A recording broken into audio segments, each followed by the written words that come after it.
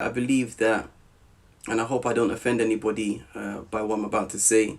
I believe, and it's something that has been, it's a mindset that has come over time. I believe that weakness actually is a choice. I believe weakness in my head. I do believe that weakness is a choice. I've been re-diagnosed, right? I can't do anything about that. All I can do is try to clean up my diet again and make sure I take my vitamins and supplements and stuff like that. What I wanted to add a little while ago, some of the most unsuspecting people have been at the forefront and giving me this stuff. All of these vitamins that I need to help with my body, right? I can't do anything, but what I can do, what I do have control over, is how I choose to deal with the situation. You with me? I've had it once before. My mindset, I've had it once before and it didn't kill me. Inshallah ta'ala, it's not going to kill me again. Bi'idhnillahi ta'ala. You with me?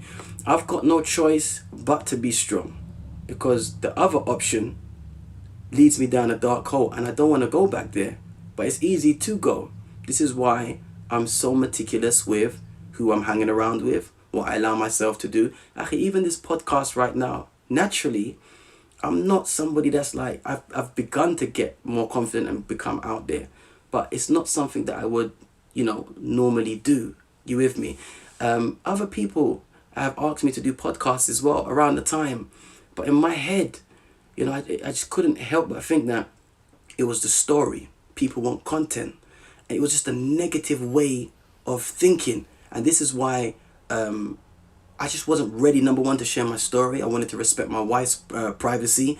And I'm like, no, I don't want to be, I don't just want to be out there for the sake of it. But now I feel like I'm healing. And it is kind of therapeutic speaking about it. Some things I can speak about, some things I can't. So how I'm, choosing to deal with it now since the re-diagnosis in January is I'm not going to be weak. If I'm going to pass away, Faisal, it's gonna happen. Just like it's gonna happen to you, just like it's gonna happen to every single one of everyone that we know. So that's not nothing that I need to be over concerned about. What I need to be overly concerned about is how I pass away, in what state I pass away, and what legacy did I leave on this earth while Allah subhanahu wa ta'ala gave me the ability to be here.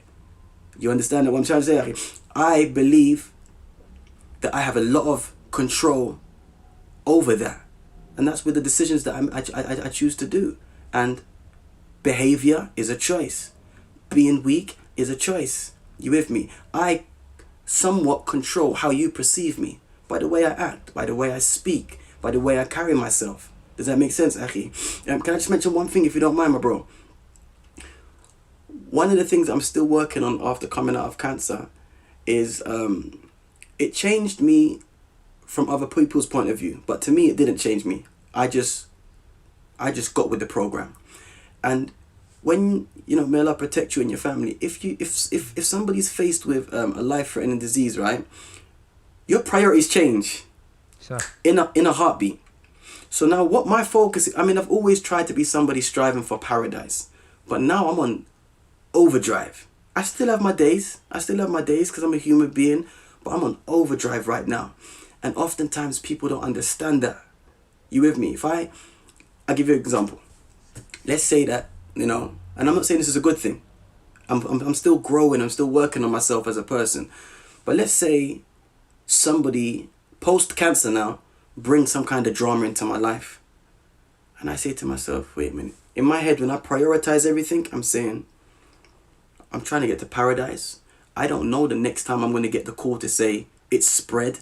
It's in your lymph nodes now. It's spread to your lungs. It's spread to your kidneys. It's spread to this part. Do you see what I'm saying, Aki? That's the cloud that I got over my head. So I could choose to be like, oh gosh, right. Or I can say, you know what? If Allah wills for it to happen, it's going to happen. I can't control that. Let me just focus on those aspects of my life that I can control. And I'm not about to let anybody, ka'ina man kan, Akhi, whoever it is, deter me from that goal. I can't afford to let it happen. So as a result, I may now come across to some people in some situations as being a bit cutthroat, because if I sense negativity or drama and I don't see it's going to be conducive for where I'm trying to go, I'm not interested no more. And I never used to be like that. Is it a good thing? Is it a bad thing? That depends on how you look at it, you know. And when I was explaining it to my wife the other day, you know, she don't understand sometimes. Like, you're always working, and I'm saying, but babes, you have to understand something. I'm a cancer patient. You understand? I could, you know, it's difficult having this conversation with my missus. You know, I could pass away. How are you gonna survive? I don't want you to have to marry another man in order for you and the kids to be all right. You feel what I'm saying, Akhi? I don't want you to have to go to Boris Johnson and put with your hand out and say that I want handouts. I don't want to do that. I'm working hard now so that you guys can be good later.